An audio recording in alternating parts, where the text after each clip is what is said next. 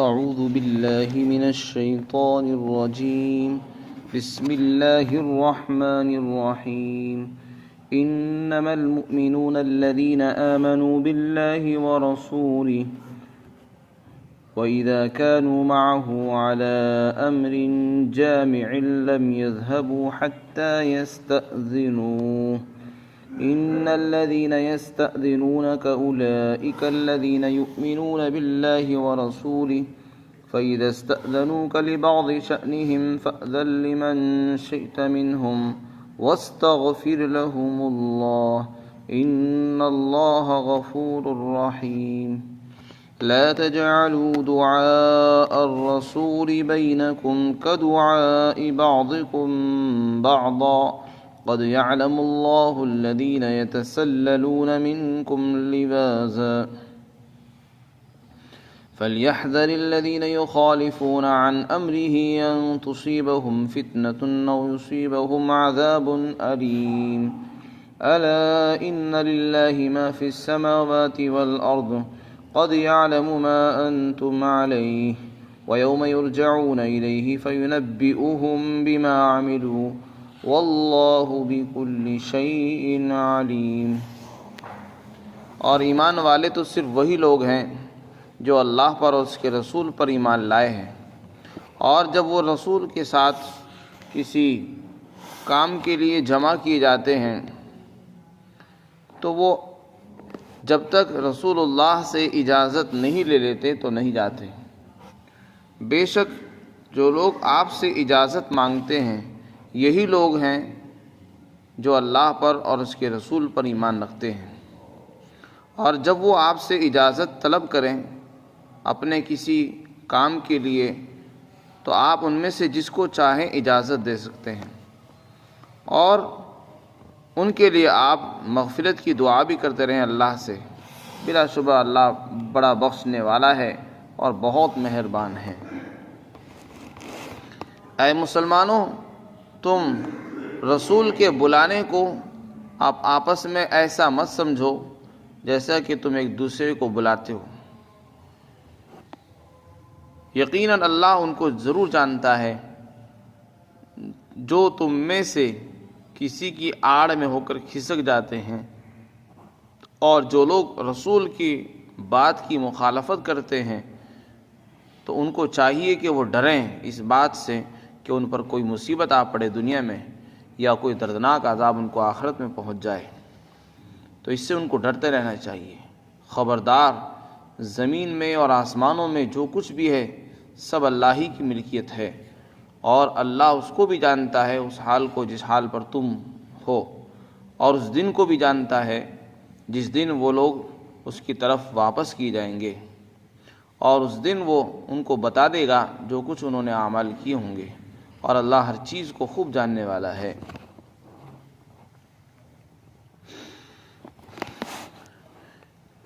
ان آیات کے شان نزول کے متعلق حضرات مفسرین نے واقعہ نقل کیا کہ جب سن 5 ہجری کے اندر، یعنی جب ہجرت کو 5واں سال ہوا، تو ہجرت کے 5ویں سال ایک غزوہ پیش آئے جس کو غزوہ خندق کہتے ہیں، جس کا دوسرا نام غزوہ احزاب بھی ہے۔ احزاب کے معنی جماعتوں کے آتے ہیں۔ سن 5 ہجری میں عرب کے قبیلے قریش اور ان کے ساتھ بہت سارے عرب کے بہت سارے خاندان اور قبیلے، ان سب نے مدینہ منورہ پر چڑھائی کی تھی۔ رسول اللہ صلی اللہ علیہ وسلم سے ان کو چونکہ بغض تھا، دشمنی تھی، نفرت تھی، تو اس لیے ایک تو احد کے میدان میں انہوں نے چڑھائی کی، اس کے بعد احد کے بعد پھر ان کو خیال آیا کہ نہیں، ان کا تو خاتمہ کر دینا ہی چاہیے تھا، تو دوبارہ پھر انہوں نے یہ طے کیا کہ سارے قبیلوں کو جمع کیا، سارے لوگوں کو اکٹھا کر کے مدینہ پر چڑھ کر آ گئے۔ جب آپ کو اس کی اطلاع ملی تو آپ نے اس کے لیے تیاریاں کی۔ حضرت سلمان فارسی رضی اللہ عنہ نے مشورہ دیا کہ ہمارے یہاں عجم کے اندر یہ دستور ہے کہ جب کوئی دشمن حملہ کرتا ہے تو اس کی تیاری کے لیے خندق کھودی جاتی ہے، یعنی شہر کے اطراف میں جہاں جہاں راستے ہوتے ہیں ان راستوں پر ایسی گہرائی کے اندر کھائی کھود دی جاتی ہے کہ جس سے آنے والا اندر نہ آ سکے، اتنی گہری خندق اور گڈھا کھود دیا جاتا ہے شہر کے چاروں طرف کہ کوئی باہر سے اندر ہی نہ آ سکے، اس لیے کہ اس زمانے میں زمینی لڑائی ہوتی تھی، ہوائی اور فضائی لڑائی نہیں ہوا کرتی تھی، تو لوگ پیدل چل کر سواریوں سے ہی آتے تھے، اڑ کر کوئی نہیں آتا تھا، تو اس لیے خندق اتنی گہری اور اتنی چوڑی کھود دی جاتی تھی کہ وہ اس کو پار نہیں کر سکے۔ جبکہ یہ خندق عربوں کے اندر معروف نہیں تھی، نہ عرب کے لوگ اس کو جانتے تھے، اس حکمت عملی کو۔ حضرت سلمان فارسی چونکہ ایرانی نسل سے تعلق رکھتے تھے، انہوں نے یہ رائے پیش کی تو آپ نے اس کو پسند فرمایا اور اس کے لیے طے فرما دیا۔ چنانچہ خندق کھودنے پر اللہ تعالیٰ، اللہ کے رسول صلی اللہ علیہ وسلم نے بہت سے صحابہ کو دعوت دی، مشورہ ہوا، سب کو بلایا گیا، تو مسلمان خندق کھودنے میں خوش دلی کے ساتھ جایا کرتے تھے۔ جو بھی کام ان کے سپرد ہوتا تھا تو وہ بڑے خندہ پیشانی کے ساتھ، خوش دلی کے ساتھ، بشاشت کے ساتھ اس کو انجام دیا کرتے تھے۔ اور ایک مسلمان جو ہوتا ہے مخلص، جو اپنے ایمان میں پکا ہوگا، رسول کا شیدائی ہوتا ہے، وہ رسول کے ہر حکم کو خوش دلی کے ساتھ ہی کرتا ہے، اللہ کے حکم کو دل سے ہی کرے گا وہ۔ تو جو مسلمان تھے وہ بڑی خوش دلی کے ساتھ کرتے تھے، یہاں تک کہ جب وہ آتے تھے اور بیچ میں ان کو کسی کام کے لیے جانا بھی پڑ جاتا تھا تو اپنی مرضی سے نہیں جاتے تھے، بلکہ رسول اللہ سے اجازت لے کر جاتے تھے۔ اور یہی اصول اور یہ دستور بھی ہے کہ جب آپ کو کسی کام کے لیے بلایا گیا، جب آپ جائیں تو آپ اجازت لے کر جائیں۔ اور ایک طبقہ وہ تھا جو اندر سے مسلمان نہیں تھا لیکن اپنا آپ کو مسلمان کہتا تھا، اسلام کا دعویٰ بھی کرتا تھا، تو دعوے داری کے لیے ظاہری طور پر دکھاوے کے لیے وہ شریک ہو جاتے تھے۔ اولاً تو وہ دیر سے آتے تھے، وقت پر نہیں آتے، سستی کرتے تھے آنے میں، اور جب آتے تھے تو تھوڑا بہت کام میں حصہ لگا لیا اور اس کے بعد چپکے سے کھسک جاتے، نکل جاتے تھے۔ جب دیکھتے کہ ہمیں کوئی دیکھ نہیں رہا تو چپکے سے کسی کی آڑ میں ہو کر نکل جاتے تھے، بغیر بتائے، بغیر اطلاع کے۔ تو یہ آیت شریفہ ایسے لوگوں کے متعلق نازل ہوئی۔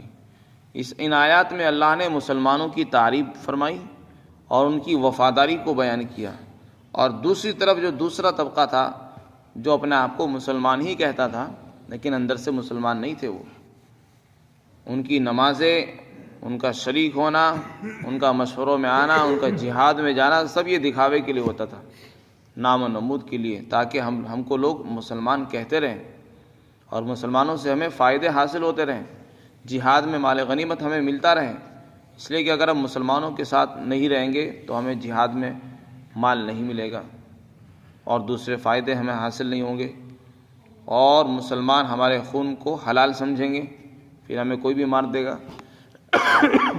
تو بہت سے فائدے حاصل کرنے کے لیے انہوں نے اپنے اسلام کا اظہار کیا تھا، حقیقت میں وہ مسلمان نہیں ہوتے تھے۔ تو ان آیات میں اللہ نے جہاں مسلمانوں کی تعریف کی ہے تو وہیں پر منافقین کی بے وفائی کو بھی ذکر کیا اور ان کی مذمت و برائی بیان کی، ان کے طرز عمل کی مذمت بیان کی ہے کہ ان کا جو طریقہ ہے وہ ٹھیک نہیں تھا۔ فرمایا کہ جو لوگ مسلمان ہوتے ہیں وہ وہی ہوتے ہیں جو اللہ کو بھی مانتے ہیں، رسول کو بھی مانتے ہیں، سچے دل سے مانتے ہیں، اور ایسا مانتے ہیں کہ جب ان کو رسول اللہ بلاتے ہیں تو بغیر رسول کی مرضی کے جاتے نہیں۔ اور یہ ہونا بھی چاہیے کہ جب آپ کو کسی کام کے لیے بلایا گیا ہے تو آپ اس کو چھوڑ کر آپ جا رہے ہیں اپنے کام کے لیے، تو اس میں در حقیقت دین کے کام پر اپنے کام کو ترجیح دینا معلوم ہوتا ہے، اگرچہ اس میں گناہ نہیں ہے لیکن ایک طرح کی کراہت ضرور پیدا ہو جاتی ہے اس کے اندر۔ اس لیے اس میں مسلمانوں کی تعریف بھی بیان کی اور ساتھ ساتھ طریقہ بھی بیان کیا، اور آپ صلی اللہ علیہ وسلم کو ہدایت دی کہ جب مسلمان آپ سے اجازت مانگے تو آپ ان میں سے جس کو چاہیں اجازت دے سکتے ہیں، سب کو آپ اجازت دینا چاہیں تو آپ کے لیے کوئی ضروری نہیں ہے، آپ جس کو بہتر سمجھیں۔ اس لیے کہ ایک آدمی یہ کہہ رہا ہے کہ مجھے بہت ضروری کام ہے، اور وہ ضروری اس کو سمجھ رہا ہے، اب ضرور یقیناً وہ ضروری ہو بھی سکتا ہے اور نہیں بھی ہو سکتا ہے، یہ آپ کو دیکھنا ہے۔ اگر آپ واقعتاً اس کو ضروری سمجھے تو آپ اجازت دے دیں، اور آپ سمجھتے ہیں کہ جس کو وہ ضروری کہہ رہا ہے وہ ضروری نہیں ہے بلکہ وہ کام یہاں بھی پورا ہو سکتا ہے رہ کر، تو آپ اس کو اجازت مت دیں۔ اور اگر ضروری بھی مان لیا جائے تو جس کام کے لیے، جس مشورے کے لیے آپ کو بلایا جا رہا ہے، جس کام کے لیے بلایا جا رہا ہے، اس میں تو نقصان ہوگا۔ آپ نے اپنے دنیاوی فائدے کے لیے، دنیاوی کام کے لیے دین کے کام کو چھوڑ دیا اور دین کے کام کے لیے، دنیا کے لیے چلے گئے۔ تو اس لیے فرمایا کہ اگر اپنے دین کا حرج اور ضرر اور نقصان ہو تو پھر آپ اجازت مت دیں، یہ آپ کو اختیار ہے، جس کو چاہیں اجازت دے سکتے ہیں، جس کو چاہیں نہ دیں اجازت۔ یہ آپ کو طریقہ بھی بیان کر دیا اور مسلمانوں کی ساتھ ساتھ تعلیم بھی بیان فرما دی۔ لیکن چونکہ جو لوگ اجازت لے کر بھی جا رہے ہیں، اس کے اندر بھی ایک طرح کی دنیا داری پائی جا رہی ہے کہ ایک آدمی دین کے کام کو دین کے کام کو نیچے کر رہا ہے اور اپنے دنیا کے کام کے لیے جا رہا ہے، تو یہ چیز ناگوار بھی ہے اور بری بھی ہے، اس میں کراہت پائی جاتی ہے۔ اس لیے ایک گناہ اس کے اندر ان کی طرف سے کوتاہی کمی پائی گئی، اس لیے آپ ان کے لیے توبہ بھی کریں، استغفار بھی کریں آپ، اس لیے کہ انہوں نے اللہ کے حکم کو پیچھے چھوڑا ہے اور اپنے دنیا کے کام کے لیے چلے گئے چھوڑ کر۔ تو اس میں ایک گناہ اللہ کے حکم کی طرف سے کوتاہی پائی جا رہی ہے، اس لیے آپ ان کے لیے اس کوتاہی پر مغفرت کی دعا بھی کرتے ہیں۔ تو رسول اللہ کو ہدایت بھی دی گئی۔ علماء نے لکھا ہے کہ یہ حکم یہ آیت کا شان نزول جو ہوتا ہے وہ تو عام ہوتا ہے، آیت کا شان نزول تو خاص ہوتا ہے، کسی خاص واقعے میں کوئی صورت آیت نازل ہو گئی، لیکن قرآن تو چونکہ قیامت تک کے لیے ہے، جن لوگوں کے بارے میں یہ آیت نازل ہوئی وہ تو دنیا سے جا چکے۔ اب اس کا یہ مطلب نہیں کہ ہم لوگوں کے لیے اب اس پر عمل کرنا ضروری نہیں ہے، نہیں، حکم عام ہوتا ہے۔ قرآن کے آیتوں کا جو شان نزول ہوتا ہے وہ کسی خاص واقعے میں نازل ہوا کرتی ہیں، لیکن اس کا یہ مطلب نہیں کہ اب آئندہ کے لیے اب اس پر عمل ختم۔ اس لیے فرمایا کہ جو لوگ بھی اب آج انبیاء نہیں ہیں تو انبیاء کے نائبین ہیں، خلفاء ہیں، حاکم ہیں، امرائے سلطنت ہیں، امرائے حکومت ہیں، علماء ہیں، اور اسی طرح مدرسے کے ذمہ داران ہیں، مسجد کے متولیان ہیں، جب وہ کسی اہم کام کے لیے جمع کریں، کسی کام کے لیے وہ اکٹھا کریں، مشورہ کریں، تو پھر اس میں آنا چاہیے، اور جب تک وہ کام پورا نہ ہو جائے تو بغیر اجازت کے جانا نہیں چاہیے۔ اصول اور طریقہ یہی ہے کہ جب کسی کو کسی کام کے لیے بلایا گیا تو پہلے اس میں آئے، اور جب جانا ہو تو اجازت لے کر جائے، کہ جب تک مجلس برخاست نہ ہو اس وقت تک اٹھ کر جانا نہیں چاہیے۔ فرمایا انما المؤمنون، ایمان والے وہی لوگ ہیں جو اللہ پر اور اس کے رسول پر ایمان رکھتے ہیں۔ اس میں اللہ تعالیٰ نے ایمان کی تعریف بھی فرما دی کہ ایمان صرف اللہ کو ماننے کا نام نہیں ہے، جو اللہ کو مانتے ہیں، رسول کو بھی مانتے ہیں، وہ مسلمان ہیں، اور جو اللہ کو مانتے ہیں رسول کو نہیں مانتے وہ مسلمان نہیں ہیں۔ پھر آگے فرمایا وَإِذَا كَانُوا مَعَهُ، اور جب وہ رسول کے ساتھ ہوتے ہیں کسی ایسے معاملے پر جس کے لیے ان کو جمع کیا جاتا ہے، امر جامع لم يذهبوا، تو وہ جاتے نہیں جب تک کہ اجازت نہیں لے لیتے۔ منافقین کا کیا کام تھا کہ اگر کوئی مسلمان اجازت کے لیے کھڑا ہوا تو اس کے مونڈھے کے پیچھے چھپ کر اس کی آڑ میں ہو کر نکل جاتے تھے، پیچھے سے کھسک جاتے تھے۔ تو ان کے اس طرز عمل کی مذمت بیان کی کہ یہ طریقہ ٹھیک نہیں ہے۔ پھر فرمایا جو لوگ آپ سے اجازت مانگتے ہیں یہی لوگ ہیں مسلمان، اور جو بغیر اجازت کے جا رہے ہیں وہ مسلمان ہی نہیں ہیں، اس لیے کہ آپ نے ان کو بلایا، اور رسول کے حکم کو ماننا یہ فرض اور واجب ہوتا ہے، اور وہ چپکے سے چلے گئے تو گویا کہ انہوں نے رسول کے حکم کی مخالفت کری، تو وہ مسلمان کیسے ہو سکتے ہیں؟ اللہ کو ماننا، رسول کو ماننا یہی ایمان ہے، اور جس نے رسول کے بلائے پر بھی لبیک نہیں کہا اور اس کے بلانے کے باوجود بھی چپکے سے نکل گئے بغیر بتائے، تو وہ مسلمان کیسے ہو سکتا ہے؟ وہ مسلمان نہیں ہے۔ مسلمان وہی لوگ ہیں جو آپ سے اجازت لے کر جاتے ہیں۔ فَإِذَا اسْتَأْذَنُوكَ، پھر جب وہ آپ سے اجازت مانگے اپنے کسی کام کے لیے تو آپ ان میں سے جس کو چاہیں اجازت دے دیں، یعنی سب کو آپ اجازت دینا آپ کے لیے ضروری نہیں ہے، نہ آپ اس کے پابند ہیں، جس کو بہتر سمجھیں۔ وَاسْتَغْفِرْ لَهُمْ، لیکن چونکہ اجازت دینے میں ایک گناہ کوتاہی پائی جا رہی ہے، دین کے کام کو چھوڑ کر جائے گا. ظاہر سی بات ہے جو آدمی جائے گا وہ دین کے کام کو چھوڑ کر جائے گا اور دنیا کے کام کے لیے جائے گا. تو دنیا کو ترجیح دینا لازم آتا ہے، اس لیے آپ ان کے لیے مغفرت کی دعا بھی کرتے رہیں. اللہ بخشنے والا ہے، بڑا مہربان ہے. پھر آگے ایک دوسری بات ارشاد فرمائی جو بہت اہم ہے. یہ فرمایا کہ رسول کے دعا کے معنی بلانے کی بھی آتے ہیں. رسول کے بلانے کو اپنے بلانے کی طرح مت سمجھو. اس کے دو مطلب ہیں. ایک مطلب تو یہ کہ ایک تو ہمارا آپس کا بلانا ہوتا ہے، ہم نے کسی کو آواز دی، بلایا، تو وہ سامنے والا کبھی آ جاتا ہے کبھی نہیں آ جاتا ہے. کسی جس کو ضروری سمجھتا جانا وہاں چلا جاتا ہے، اور جہاں نہیں سمجھتا وہاں نہیں جاتا. تو اتنی اہمیت نہیں دی جاتی، بلکہ حدیث میں تو آیا جب کوئی بلائے تو چلے جاؤ، جب دعوت دی جائے تو چلے جاؤ. جواب دینا چاہیے، مسلمان کا حق ہے. جب تم کو بلایا جائے، دعوت دی جائے تو چلے جاؤ، یہ ایک مسلمان کا حق ہے. لیکن پھر بھی بہت سے لوگ نہیں جاتے،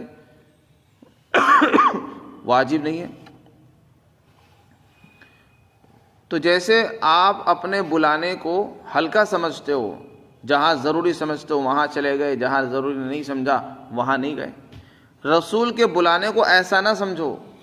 رسول کا بلانا الگ ہے اور تمہارا آپس کا بلانا الگ ہوتا ہے. اس میں تو چل جائے گا کہ کوئی بات نہیں، آج موقع نہیں ہے لہذا نہیں گئے. لیکن جب رسول بلائیں تو پھر جانا ہی واجب ہے، اور اگر نہیں گئے تو اس میں رسول کی مخالفت ہوئے. رسول کی مخالفت سے ایمان ختم ہو جائے گا، ایمان خطرے میں ہے. کیونکہ رسول کوئی عام معمولی آدمی نہیں ہے. ان کی بات ماننا، ان کے بلانے پر فوراً جانا، یہ واجب اور لازم اور ضروری ہے. اور نہیں جاؤ گے تو پھر ایمان خطرے میں ہے. تو اس لیے رسول کے بلانے کو اپنے بلانے جیسا مت سمجھو کہ جیسے آپس میں ایک دوسرے کو بلاتے ہو تم، اور اگر جی میں آتا ہے چلے جاتے ہو، جی میں آتا ہے نہیں جاتے ہو. اس طرح رسول کے بلانے کو مت سمجھو. جب رسول بلا رہے ہیں خندق کھودنے کے لیے آؤ تو جاؤ. تو چپکے سے جانے کا کیا مطلب ہے؟ ایک دوسرا مطلب اس کا یہ بیان کیا مفسرین نے دعا رسول میں کہ تم رسول کے پکارنے کو آپس میں ایسا مت سمجھو جیسے تم آپس میں ایک دوسرے کو پکارتے ہو. ہم کسی کو آواز دیتے ہیں تو اس کا نام لے لیتے ہیں، او تو میں سے بول دیتے ہیں، ادب سے بھی بولتے ہیں، بے ادبی کے ساتھ بھی بول دیتے ہیں، لحاظ بھی کرتے ہیں. مختلف انداز ہر ایک کے الگ الگ ہوتے ہیں. بہتر تو یہ کہ انسان دوسرے کو ادب کے ساتھ پکارے، عزت کے ساتھ بلائے. اس آیت شریفہ میں فرمایا ادب سکھایا گیا کہ جب رسول اللہ کو آواز دینی ہو تو پھر ان کا نام لے کر مت پکارو. نام لے کر پکارنا یہ ادب کے خلاف ہے. اگر کوئی تم سے بڑا ہے تو اس کا نام لے کر مت پکارو، بلکہ اس کو اچھے لقب سے یاد کرو. اگر رسول اللہ کو بلانا ہو تو پھر آپ ان کو یا رسول اللہ کہیں، یا نبی اللہ کہیں، اے اللہ کے نبی، اے اللہ کے رسول. یا محمد نہ کہیں، اے محمد، اس لیے کہ یہ ادب کے خلاف ہے. تم اپنے ساتھیوں میں، اپنے بھائیوں میں آپس میں ایک دوسرے کو نام لے کر پکار سکتے ہو، کوئی بات نہیں. نہ وہ برا سمجھتے نہ آپ اس کو برا سمجھتے ہو. یہ آپس کا پکارنا الگ ہوتا ہے اور رسول کا بلانا یہ الگ ہو. اگر تمہیں رسول کو بلانا ہو، آواز دینی ہو، تو اپنے بلانے کی طرح اس کو مت سمجھیے، بلکہ رسول کو بڑے تعظیم کے الفاظ سے یاد کیجیے. یا رسول اللہ، اے اللہ کے رسول، یا نبی اللہ، اے اللہ کے نبی، اے اللہ کے برگزیدہ بندے. تو اچھے نام سے یاد کرو تو جس میں تعظیم، اکرام، ادب ٹپک رہا ہو. نام لے کر پکارنا یہ ادب کے خلاف ہے. فرمایا تم رسول کے بلانے کو آپس میں ایسا مت سمجھو جیسا کہ تم آپس میں ایک دوسرے کو بلاتے ہو. قد یعلم اللہ، پھر آگے ان کی مذمت بیان کی جو منافقین تھے. اللہ تعالیٰ ان کو ضرور جانتا ہے جو تم میں سے آڑ میں ہو کر کھسک جاتے ہیں. پھر آگے فرمایا جو لوگ اللہ کے حکم کی یا رسول کے حکم کی مخالفت کرتے ہیں ان کو ڈرنا چاہیے اس بات سے کہ ان پر کوئی مصیبت آ پڑے یا کوئی دردناک عذاب آ جائے. اس میں وعید سنائی گئی ہے. جو لوگ رسول اللہ کے حکم کی خلاف ورزی کرتے ہیں یہ کتنا سخت ہے، اس پر اللہ تعالیٰ نے وعید بیان فرمائی کہ ایسے لوگوں کو ڈرتے رہنا چاہیے کیونکہ ان کا ایمان بھی خطرے میں ہے اور ان پر کبھی بھی عذاب آ سکتا ہے، دنیا میں آئے گا یا آخرت میں۔ آخرت کا تو یقین ہی ہے، دنیا میں بھی کہیں بھی آ سکتا ہے، اس لیے کہ وہ مسلمان باقی نہیں رہے۔ اب دنیا میں کیسے آئے گا؟ دنیا میں کوئی مصیبت آ جائے گی، کوئی آفت آ سکتی ہے، اور آخرت میں دردناک عذاب تو آنا وہ تو یقینی اور طے شدہ ہے۔ تو ایسے لوگوں کو ڈرتے رہنا چاہیے رسول کی مخالفت سے۔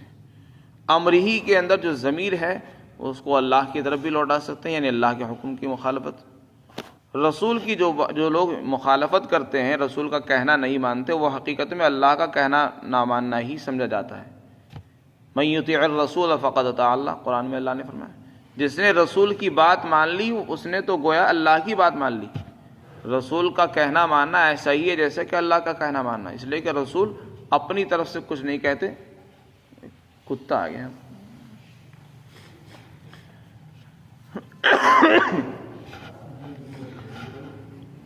رسول اپنی طرف سے کچھ نہیں کہتے، بلکہ جو بھی کچھ کہتے ہیں وہ اللہ کا حکم ہوتا ہے۔ پھر آگے فرمایا الا ان للہ ما فی السماوات والارض، خبردار زمین میں ہو آسمان میں ہو جو کچھ بھی ہے سب کی ملکیت اللہ کے پاس ہے، یعنی ہر چیز کا مالک اللہ ہے۔ اس میں اللہ تعالیٰ یہ اشارہ کرنا چاہتے ہیں کہ تم بھی اللہ کے مملوک ہو، تم پر اللہ کا قبضہ ہے، تم اپنی چیزوں کے خود مالک نہیں ہو، تمہارا بھی مالک اللہ ہے۔ لہذا اگر وہ تمہیں کسی طرف چلانا چاہتا ہے تو اس کے حکم پر چلو، اور تم جس حال میں بھی رہتے ہو اللہ کو اس کی خبر ہے، اور اس دن کو بھی اللہ جانتا ہے جس دن تم اس کے پاس لوٹائے جاؤ گے اور تم کو اللہ کے پاس آنا ہے۔ پھر اللہ تمہیں بتائے گا تم کیا کرتے تھے، تم نے کیسے اچھے اعمال کیے، کیسے برے اعمال کیے، سب اللہ تعالیٰ بیان کر دے گا۔ تو دنیا میں اللہ تعالیٰ انسان کو اللہ کا حکم کیوں ماننا چاہیے اس کی وجہ بیان فرما دی، کیونکہ سب کچھ تو اسی کا ہے، اس کی نہیں مانو گے تو کس کی مانو گے؟ پھر زمین بھی اسی کی، آسمان بھی اسی کا، روزی بھی اسی کی ہے، پانی بھی اسی کا دیا ہوا ہے، یہ جو سانس لے رہے ہیں وہ بھی اسی کی ہے، یہ جسم یہ بھی اسی کا ہے، صحت بھی اسی کی دی ہوئی ہے۔ پھر اس کی نہ مان کر کہاں جاؤ گے؟ اس میں اشارہ اسی طرف ہے کہ آسمان اور زمین کا مالک وہ ہے، اور جو کچھ زمین آسمان میں اس کا مالک بھی وہی ہے، تو پھر اس کی نہیں مانو گے تو کس کی مانو گے؟ لہذا اس کی مانے بغیر کام نہیں ہے، نہ گزارا ہے۔ اس لیے اللہ تعالیٰ دعوت دینا چاہتے ہیں کہ اسی کی مانو، وہ ہر چیز کا مالک ہے، اور اسی کے پاس لوٹ کر بھی آنا۔ ایسا نہیں ہے کہ چلو دنیا میں آدمی بچ جائے، نکل جائے، تو اس کے بعد ہو سکتا ہے پتہ نہیں اللہ سے ملاقات ہوگی نہیں ہوگی، نہیں، مرنے کے بعد تو وہیں جانا ہے، پھر کیسے بچو گے؟ اس لیے عقل مندی کا تقاضا یہی ہے کہ آدمی اللہ کا کہنا مان لے تاکہ وہاں شرمندگی نہ اٹھانی پڑے۔ اللہ تعالیٰ ہم سب کو عمل کی توفیق عطا فرمائے۔